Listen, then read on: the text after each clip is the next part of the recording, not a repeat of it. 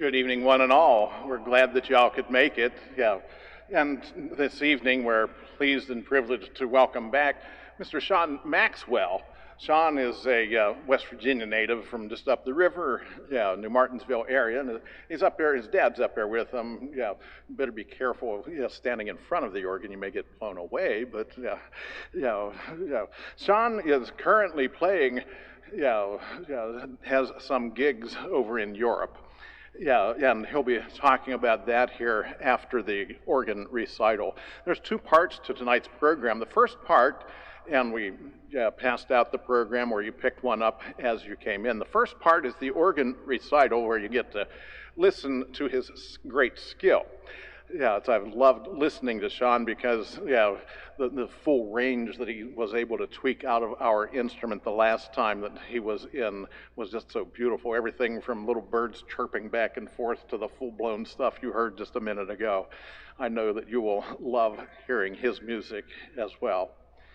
After his, organ recital, he'll be coming down. You see, this is not going to be the slideshow that you see. He actually has some real slides and some real pictures from his ministry in Austria and England and other places that he'll be sharing with you, as well as some discussion on the liturgical work that he's doing, again, mostly in Europe. I thought, what a wonderful occasion for us all to gather as we near the Christmas celebration, that we gather to be reunited and united with the Catholic Church, the global church, the universal church. And what better way than to welcome a native son who is successful and playing around the world. Enjoy the recital, and Sean, the sound is all yours.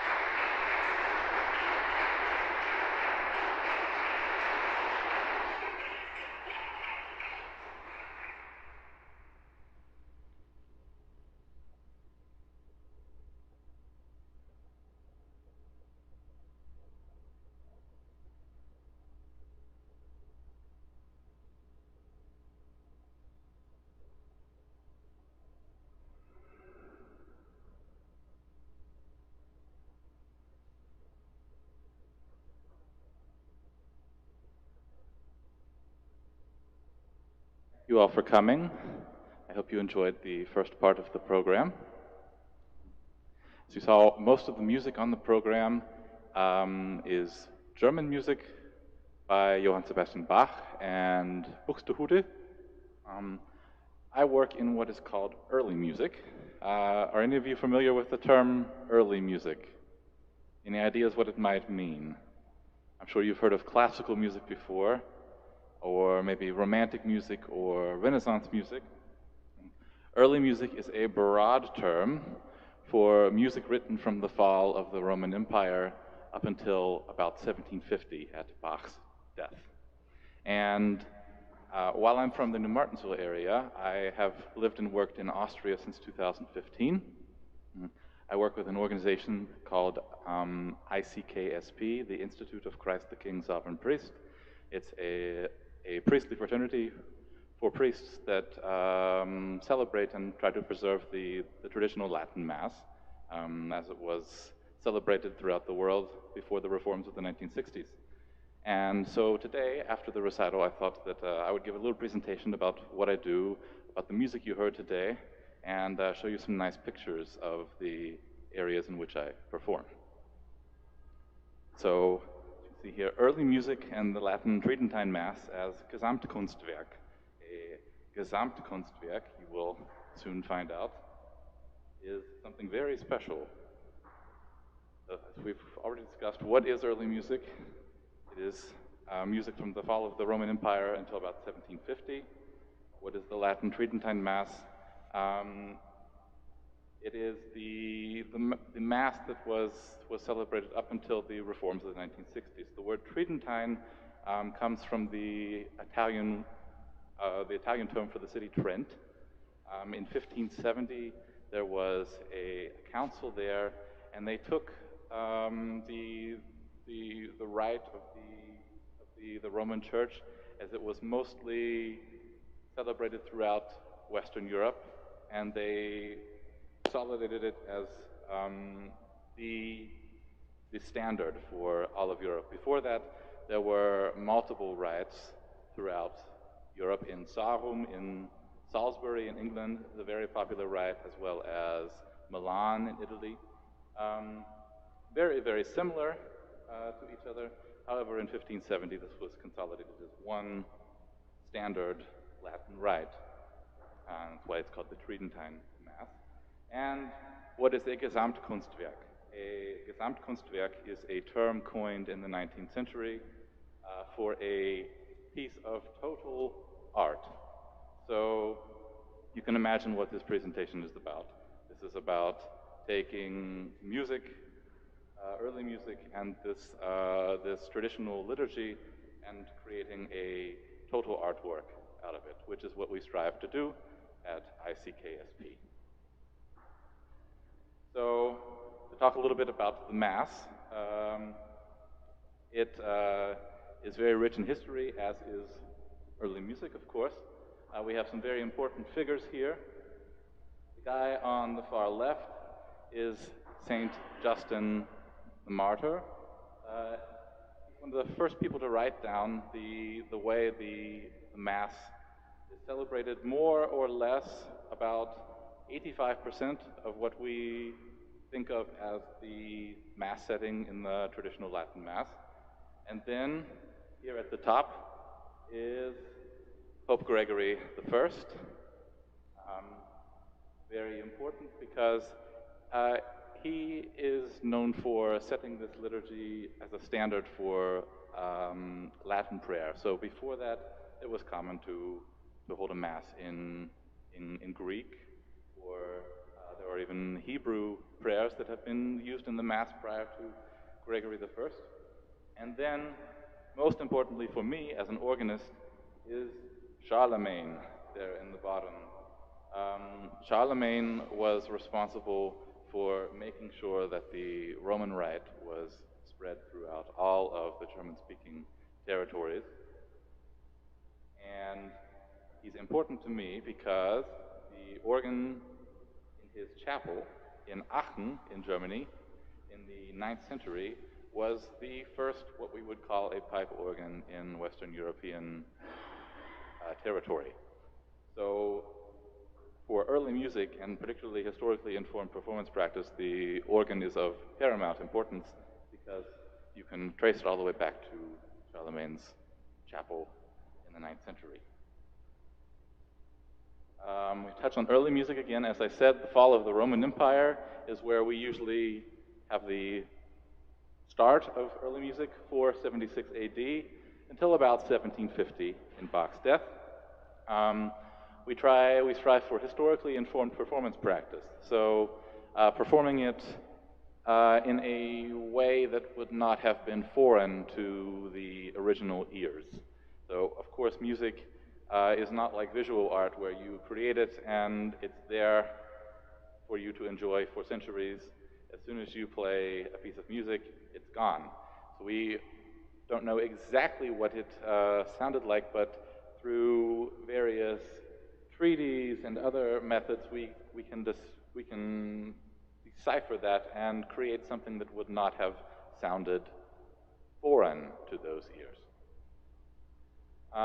We perform on period instruments, so we take historic instruments and perform on those instruments appropriate to the period in a setting appropriate to the period. Of course, unfortunately here at St. Francis Xavier, we don't have an 18th century organ. However, on this modern organ, for the purposes of the recital today, it's always interesting to take what you learn from the historic instruments and apply them to a modern one. And it's of course always a joy to play in such spectacular acoustics, no matter the instrument. I always tell Father Rice that his church has to have the most spectacular acoustics in the entire state of West Virginia. I would put them up against any cathedral I have performed in Europe. And when we're playing this music, one of the most important aspects is understanding the culture and the context in which these were written. So, what was Bach's life like, or what was Buxtehude's life like, and how did that influence his compositional practices? Do we hear that in the music? Is it important to utilize that in understanding how we play it? So I have a quote here, and I'll translate it for you. This is Leopold von Ranke, 1795 to 1886, the father, more or less, of the study of history, particularly in the German-speaking world. He says, a person it's his responsibility to tell history and to bring it to the coming generations and teach it to them in a way that it actually was. So he wants to show these people wie es eigentlich gewesen ist, how it was, or as close to that as possible. And that is our goal in early music and historically informed performance practice. So I'm going to take you guys through a very brief look into the process that we use when we're performing a piece like this, because it's much different than just playing regular classical music or mainline classical music. So if you're playing a piece by Brahms or Wagner or Chopin or any of these mainstream composers that don't qualify as early music, what is common practice is, okay, I'm a musician, I have the sheet music here, I'm going to decide based on how I feel, how I want to interpret this music. I want it to sound this way, or not this way. But that is not valid in early music. What is valid with us is, like I said before, understanding the context and trying to perform something as close to the way it was originally performed. So I've taken this piece here. It is the cantata number 29 by Bach. It's called Wir danken dir Gott, wir danken dir. We thank thee, Lord, we thank thee. And this is the process we use when we're performing a piece like this. So firstly, you need to see if you can find a copy of the manuscript or a Urtext-Edition, or Urtext-Ausgabe, which is a scholarly edition of the piece based on the original manuscript. And fortunately for this piece, we have all of the original manuscript. handwritten. So the next important part is to figure out the date of the performance. Fortunately, if you do a little research in the city of Leipzig records, you'll find that this particular cantata was written for the city council elections on August 8th, 1729. And that's important to know because if you have the date, then you can find the next point. Is it important in the liturgical year? Is there any significance in this piece that we're going to find? Is it in Advent? Is it around Pentecost? Is it in Lent?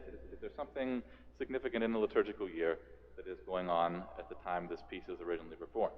That's not the case with this one.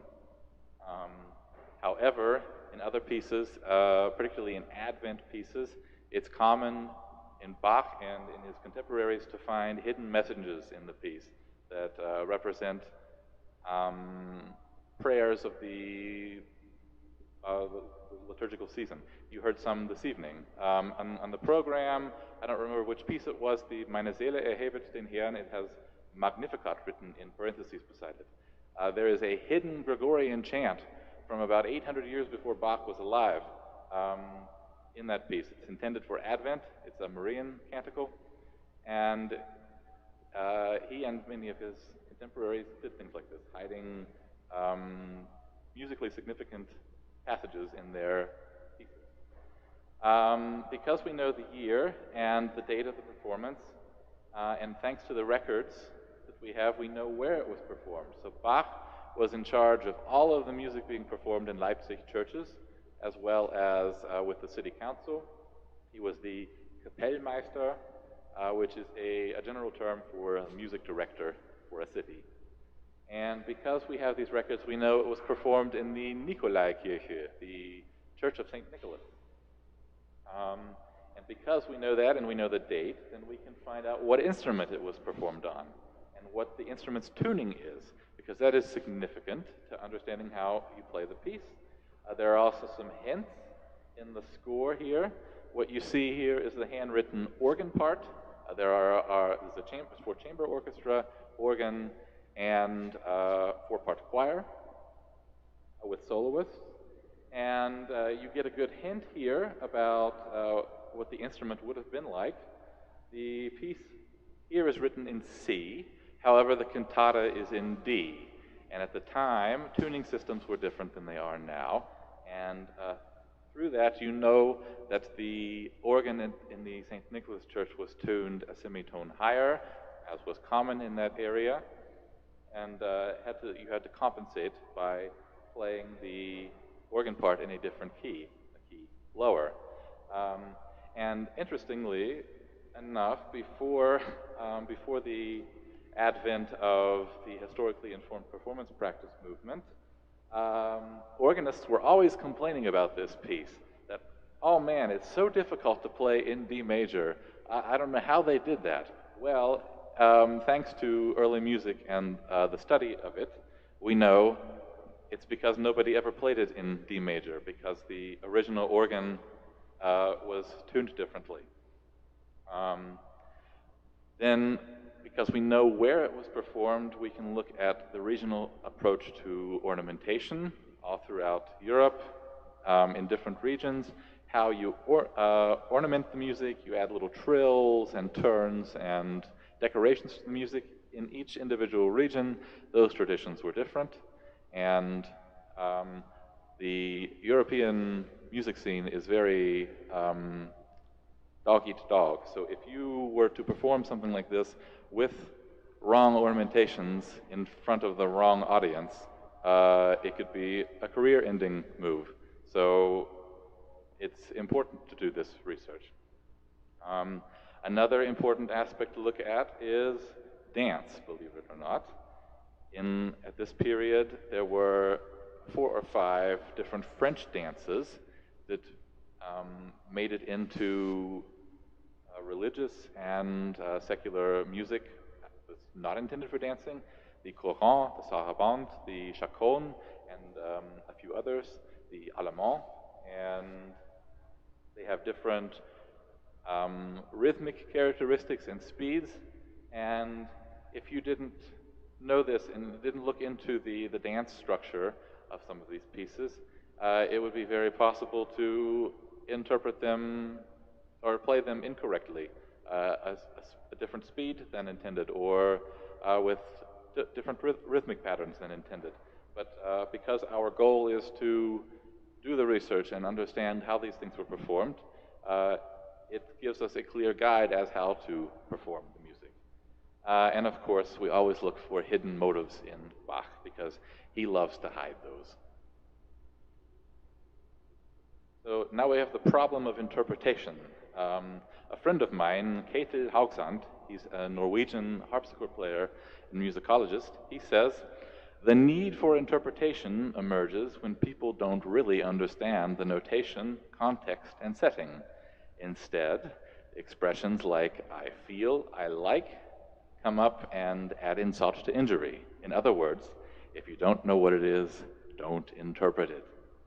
And this applies to early music in spades. In the 1950s and 60s, before the early music scene really developed, there were countless performers performing Bach and his contemporaries, and even earlier Monteverdi and Palestrina, exactly the same way that you would perform Wagner or Brahms or even Gershwin. And that is simply not correct. And at the time, you could dismiss that as my interpretation, but now in a highly developed early music scene, that is no longer possible. You absolutely have to do the work and the research to understand the music. Now we get to the Mass part. So there are a few important points to touch on in the traditional Latin Mass. Traditional church arrangement, hierarchy, mission, solemnity and formality, research and history, and continuity. So, of course, in the traditional Latin Mass, as the name says, the liturgy is in Latin. The Mass is celebrated ad orientem, which means you're facing east. The priest is celebrating on the high altar with his back to the congregation and facing the altar, and that the priests like to say that they're facing God. The tradition of ad orientem is more than 2,000 years old. It comes out of the Jewish tradition, and in Protestant churches, particularly the Anglican Church, where reforms of the 1960s don't apply, there are still very traditional Anglican churches that celebrate their services ad orientem, and of course in groups that celebrate the Latin Mass, that is standard. The communion rail still exists in our churches. When you come for communion, you kneel at the rail, and it's given only on the tongue. There is an elevated chancel, and although a sermon is not particularly mandatory in the Latin Mass, it's usually done at least once a month, and it's done from the elevated chancel to emphasize the hierarchy of the church. Vestments are a little bit different than what you can expect in a Reformed Novus Ordo church. So we have the cassock, which is this black thing I have on here. It is mandatory in the Latin Mass, and in the society I work in, you're not allowed to leave your personal bedroom space without it on. So you have to have it on at all hours of the day that you're outside of your bedroom area. The fascia is a strap that goes around. I don't know if you can see it in the previous picture. No. It goes around the stomach area. The cassock is significant, particularly in the buttons. A cassock is always blessed before wearing it, and there are 33 buttons in the front, and 10 buttons for the 10 Commandments on the sleeves. Everything revolves around symbolism in the Latin Mass, and particularly the vestments. Then there is the Capella Romano, which is the round hat that the priest wears. He's not required to wear that if he doesn't want to, but it's common in the ICKSP, in the organization that I work with. So it's always charming to go into the grocery store and see a cassocked priest with his with his Roman hat on. Then there's the biretta, the square hat that is worn in certain parts of the Mass. The surplice is this white thing I have on.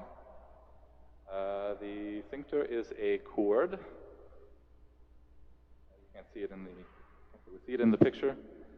And there's the maniple, stole, and chasuble, which are these layers here in the front. There's one that goes on your left arm and hangs down, and then the chasuble is the large piece that goes over you. So Mass preparation is a little bit different in Latin Mass organizations.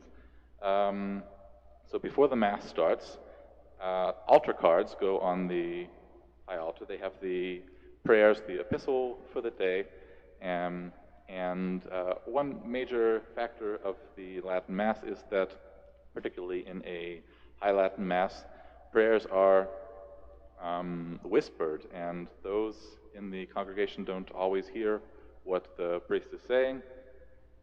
And there are high and low Mass candles. If you're attending a high Mass, there are the large candles which are lit, and a low Mass has smaller candles. A low Mass is a little bit less solemn, has less formalities. And then there's the further setup of the altar and the credence table.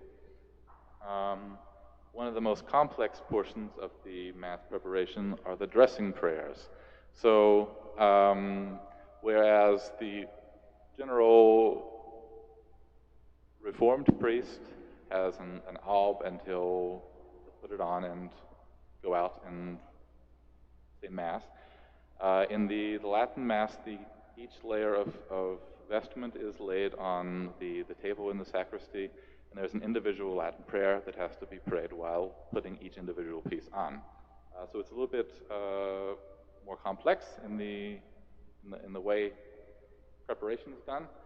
And then symbolically, there's the elevation to the predella. The predella, you can't see it here on your high altar, but on most high altars there are steps to go up.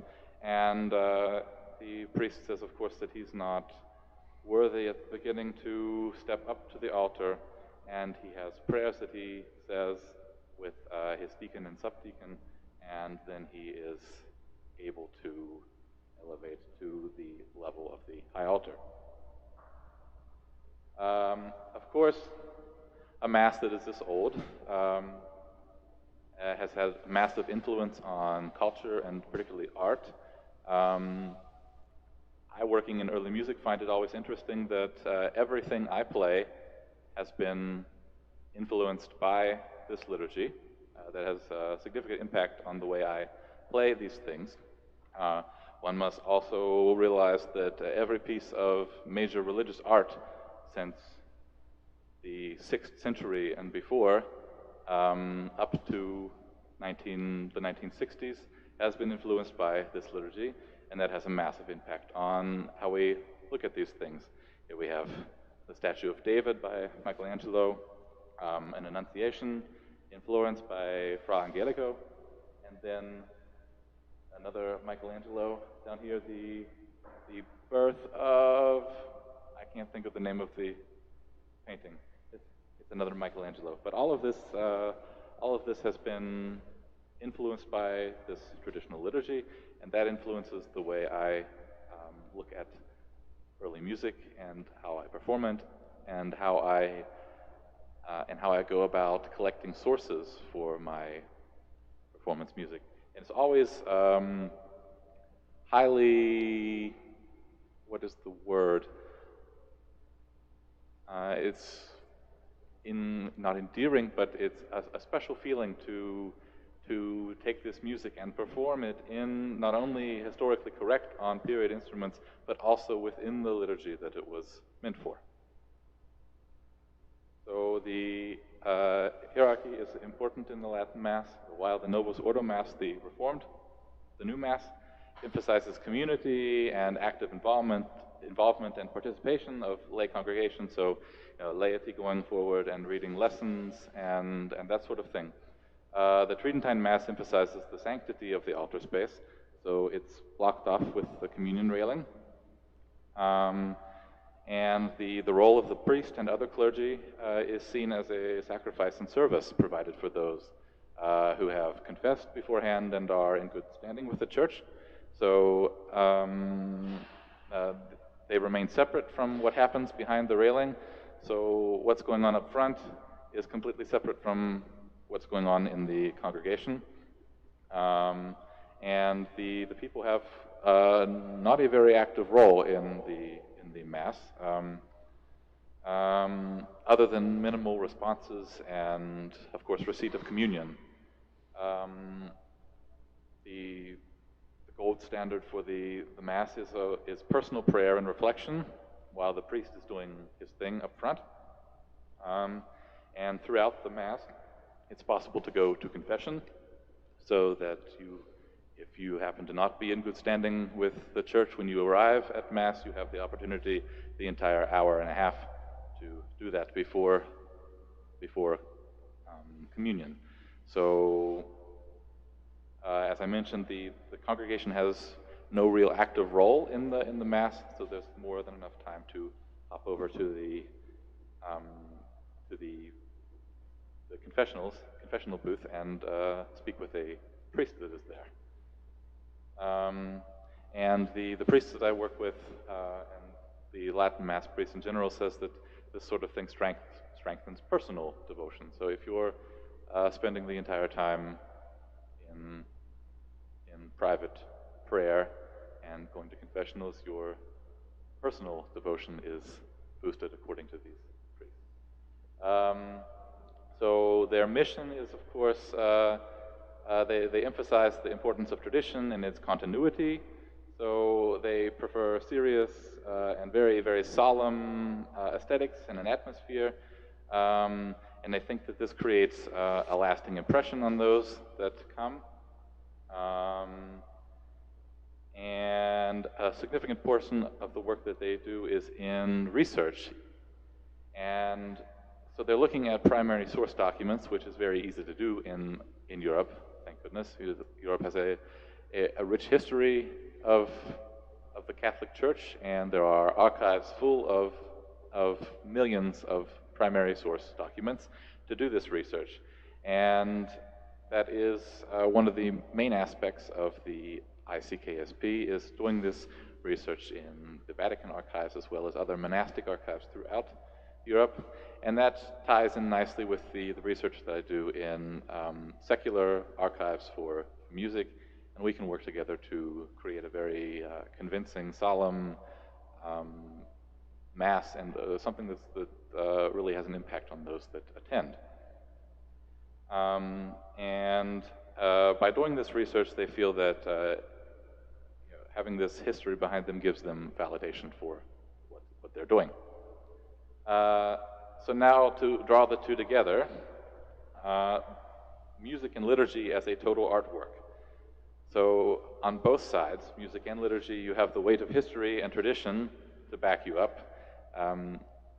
If you're performing historic music and you say, I have the original source documents, I know it was done this way, and you have the work to back up your performance, it has a much more powerful impact on your audience than if you were to just say, okay, I'm going to play it like this today. And the priests that I work with feel the same way about liturgy.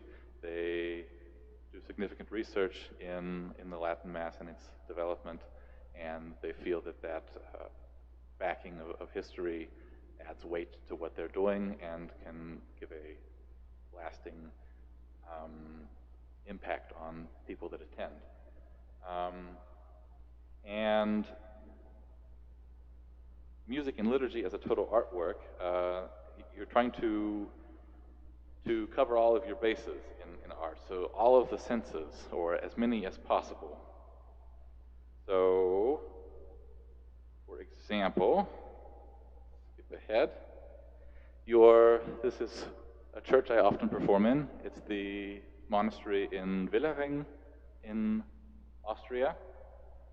If you're sitting in this church and you're listening to such serious, solemn music performed accurately, as well as very, very conservative traditional liturgy, it has quite the impact on you. You have frescoes all around you, putti angels all around you, music reverberating around you, and highly formal liturgy in front of you, pageantry going on.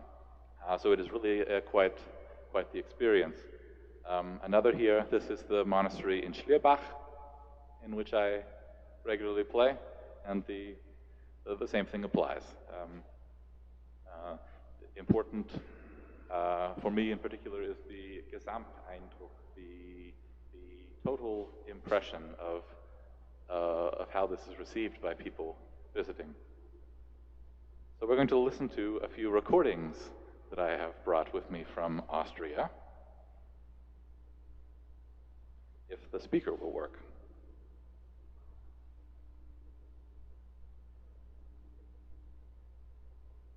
So first is a recording we've done of the Coronation Mass by Mozart in this church. And I've added the text. This is just an excerpt. I don't know if you can read it from back there, but the following text will be a little bit shorter and larger.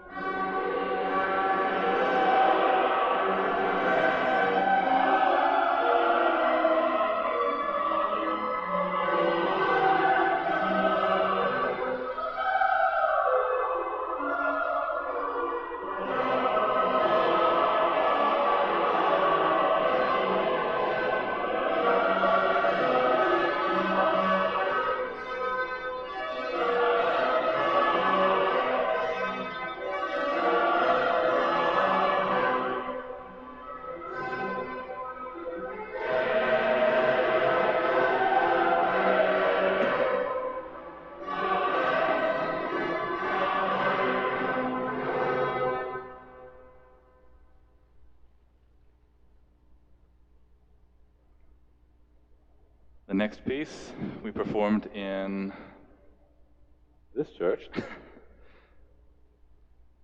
It comes from it's actually an antiphon that Handel, or as we in the English-speaking world know him as George Frederick Handel, he took this antiphon, Dixit Dominus, and turned it into an hour-long piece of music. And an antiphon generally goes by in a mass in, I don't know, a minute and a half. So he's drawn this out over over an hour. And this is the closing movement of the antiphon. It's the closing sentences, glory to the Father, and to the Son, and to the Holy Ghost, as it was in the beginning, is now, and ever shall be, world without end. Amen. And the interesting thing about this piece, as I've mentioned before, symbolism is of enormous importance in early music, as well as the Latin liturgy. And the Trinity is, of course, important to the Church, and in this case, very important to this piece of music. It is a triple fugue, so a very dense counterpoint. To explain this a little bit simpler, music as you hear on the radio today often is just a sung melody with an accompaniment in the background. But early music consists usually of dense counterpoints, so a melody against another melody against another melody. Each one is completely independent, and you're using very complex formulas to make all three of those line up and work harmonically. And this piece takes three separate themes, a theme for the Father, a theme for the Son, and a theme for the Holy Ghost, and turns it into a very complex piece of contrapuntal music. And you'll hear that here. And I will point out the themes.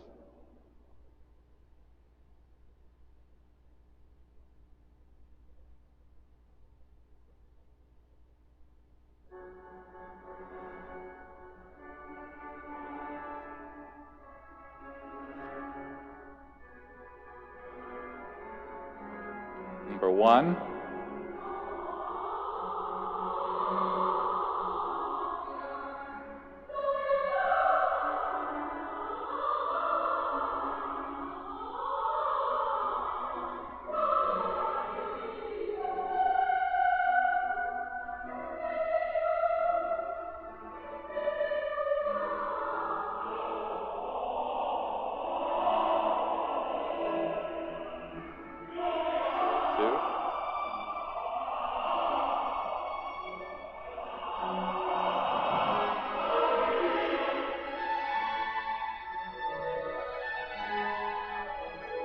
And then the third in the very bottom.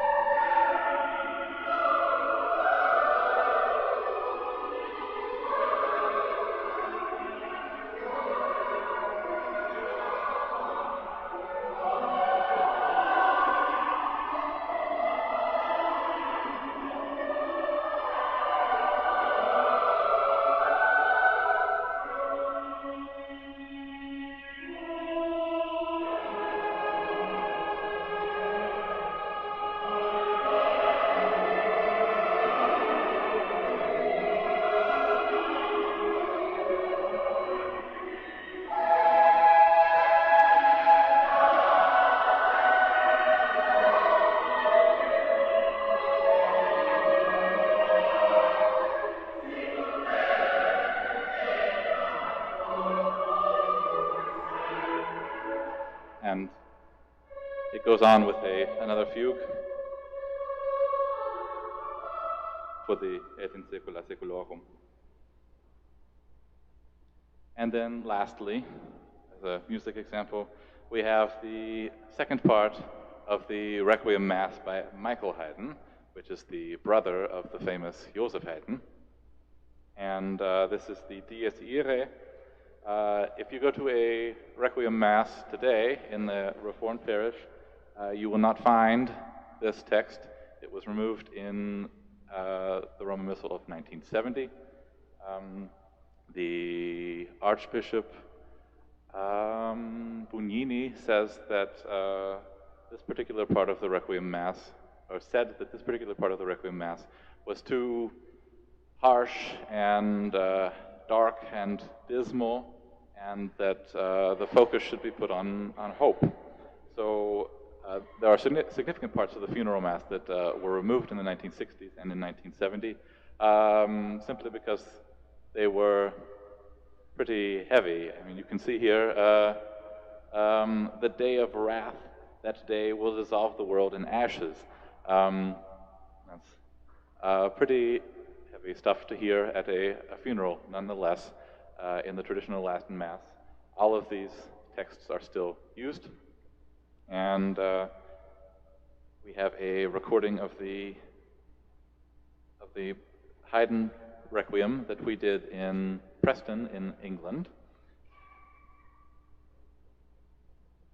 for a real funeral.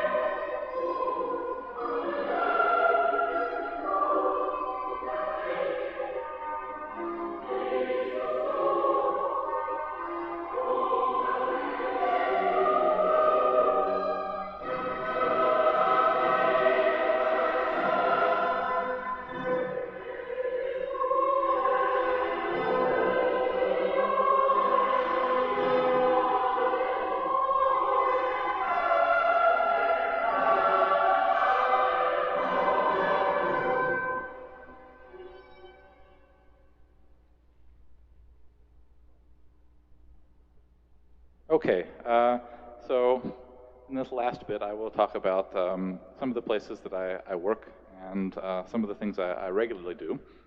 As I've mentioned, the Institute of Christ the King Sovereign Priest, their real name is Institutum Christi Regis Summi Sacerdotis, the Latin Mass organization. There are several.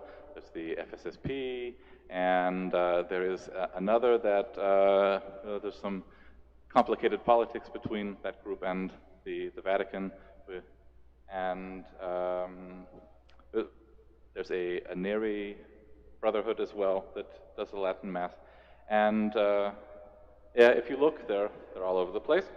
I work mainly with the group in Preston, in England. In the picture here, me in the middle, the Bishop of Lancaster.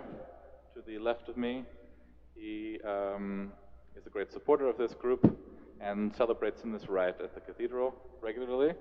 Then the other three in castics are 3 of the 5 priests for that parish, and then the mayor of Preston. This was at the last performance that I did there with them. I have spent some time at their headquarters in Florence. There's an international seminary there for this particular priestly fraternity. Now we're back to Preston. This is one of their processions.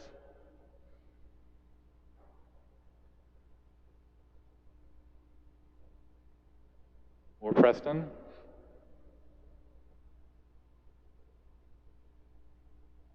To go with the priestly fraternity, there is also an order of nuns that accompanies every chapter of the fraternity. While one might think that such conservative liturgy and such strict rules that would keep younger people away, or there would be a large amount of disinterest in what these people are doing, it's absolutely the other way around. The Institute in the last, I think in the last 5 years has gained 208 new priests. In Preston, there are 10 nuns, and the oldest of the nuns is 29. You see them here. And it's mandatory that they're in traditional vestments all day long. This particular group is very good about vocations and getting people interested in what they're doing. There I am at one of their churches. It's a very interesting story. I was telling Father Rice this before. In Preston, in England, England is, of course, mostly an Anglican country, but there is a great Catholic tradition that is growing all throughout the country, particularly in Preston. Preston is Middle English for priest town, and there's always been a very large priest presence there, and very many churches for the size of the city. And there are 3 Catholic churches currently in Preston. In 2014, when ICKSP showed up, there were about 41 people attending the Mass in one of the 3 parishes. And currently, when I was there, there were well over 300 in the Mass in one of the 3 churches. So successful that they've taken over the 2nd church in the city, and so there's one Reformed Mass church left, and that particular priest that serves the diocese in that parish has called up the bishop and said, "Hey, in my free time I've been attending Mass at the other ones, and I like what those guys are doing. I'm no longer going to be priest at this Reformed parish." So they're in a bit of a jumble about what they're going to do in Preston now, because you have 2 Latin Mass parishes and a Reformed parish with no priest. So we will see what happens in Preston. Up until October, I worked full-time at Baumgartenberg Monastery. It's a former Cistercian monastery, and currently the home of the Congregation of Our Lady of Charity of the Good Shepherd. It's a monastery from 1141, so it's quite an old facility. The church is original with Baroque decorations put on top. There it is.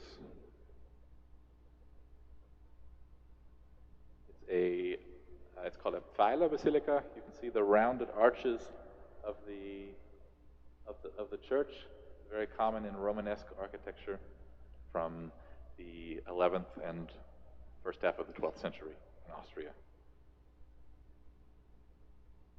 The ceiling, and my pride and joy, this wonderful Freund organ from 1662. So as somebody that plays early music and strives to do it on period instruments, it was a wonderful relationship with this organ. As I mentioned, it's from 1662, and about 90% of the pipework in it is still original. A joy to play, and it's always interesting, as I've mentioned, to perform this literature on the period instrument in a space that is correct for the literature, as well as in the liturgy that is correct for the literature. I also perform regularly in Portugal. I've been there 3 times this year, and a favorite spot of mine is the Benedictine Monastery in Porto. I'm up in the loft here, and it's quite a mammoth organ they have, but the space is huge, and you need power from the instrument to fill that. I also play in the cleric church in Porto with a liturgical choir. The cleric church is unfortunately more or less a museum now. There's one Mass a week, and it's a bit of a tourist attraction. But the instrument is very important in Portugal, and it's always a joy to play with the choir. I also play with the orchestra of the St. Cecilia Guild of Sacred Music in Steyr in Austria. This is their home church, the St. Michael Church. There's I'll say, funny story about this church. So this little green building in front of the church, in the Middle Ages, it was a small Gothic church, and during the Reformation, Martin Luther's followers showed up in Steyr, and they took it over as their Protestant parish. Well, in the Counter-Reformation, when the Catholics showed back up in Austria, they built the St. Michael's Church, and it is just a little bit taller than the one across the street. And if you know anything about saints, St. Michael is the saint that cast Satan out of heaven. Here's the interior. And the 1708 Egedacher organ. Quite a powerful instrument. I need earplugs usually when I play. And here's a panorama of the city. Quite a charming place. I play as an assistant at the municipal church in Steyr. It's a Gothic pile, but there are some important aspects of it, namely the organ. It's a Christmann organ from 1777.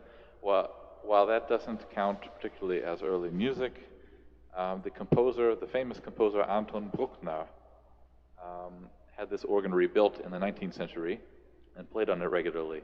So it's quite an honor to be associated with this instrument. And the church still houses a collection of stained glass from 1312, some of the oldest stained glass in Austria. See it there. So a little bit of humor. I, of course, grew up in New Martinsville and grew up in a Reformed parish, and I do not condemn anybody for going to a Novus Ordo Mass. My hope from this recital and lecture is that the next time you go to a church and somebody's strumming along on the guitar and singing "Mary, Did You Know?" or something like that, you might look at it a little bit more critically. A scene like this, perhaps. So I hope you enjoyed the recital this evening and the information I've provided about what I do. I hope you like the pictures. And if there are any questions about me, the music, the Mass, or what you've seen or heard this evening, I'm more than happy to answer them. Thank you.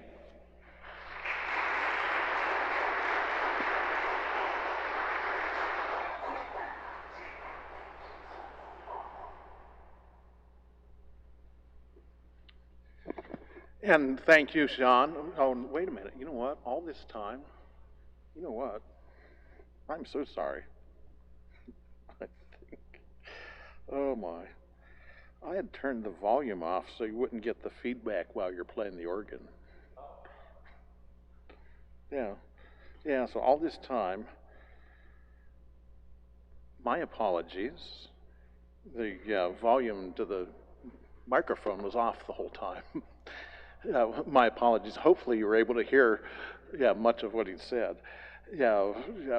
Sean, thank you. I know you had been there, your third or fourth time since I've been here that you've stopped by and graced us with your presence, and it's always a joy whenever you play. You all heard what I was saying about the great range of vocalizations that he's able to coax out of that little organ upstairs. Thank you, Sean, for sharing your thoughts, sharing your experiences, and most especially sharing your music with us tonight.